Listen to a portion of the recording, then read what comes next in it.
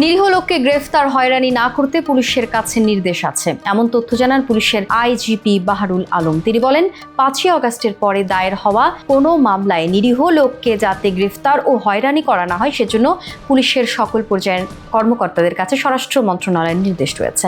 Foreign service একাডেমিতে এক সংবাদ সম্মেলনে একথা বলেন তিনি।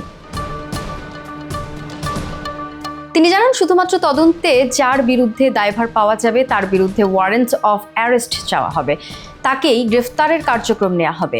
মিথ্যা মামলা রোধে আইনি সীমাবদ্ধতা রয়েছে জানিয়ে তিনি বলেন, আসামির সংখ্যা বাড়িয়ে দেয়া এটা আমরা বন্ধ করতে পারছি না, আইনে আমাদের এই সীমাবদ্ধতা রয়েছে।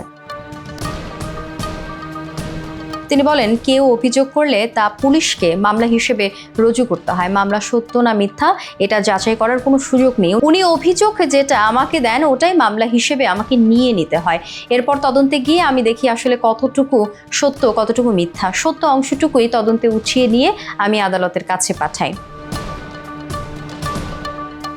এ সময় তিনি বলেন, 5ই আগস্টের পরে যেটা দেখা গেছে, অনেকে অসৎ উদ্দেশ্যে মানুষের কাছ থেকে অর্থ আদায়ের জন্য, হ্যারাস করার জন্য, ভয় দেখানোর জন্য অপরাধটা হয়তো করেছেন 5 জন কি 10 জন, কিন্তু ওখানে আরও 300 লোকের নাম দিয়ে মামলা দায়ের করা হয়েছে। গতকালও একটা হয়েছে।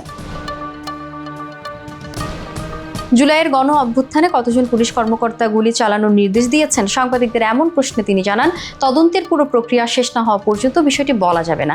যারা মিথ্যা মামলা করছেন তাদের বিরুদ্ধে কি ধরনের ব্যবস্থা নেওয়া হবে জানতে চাওয়া হলে তিনি বলেন, শুধুমাত্র তদন্ত শেষ হলেই বাদীর বিরুদ্ধে মিথ্যা মামলার অভিযোগ করা যাবে।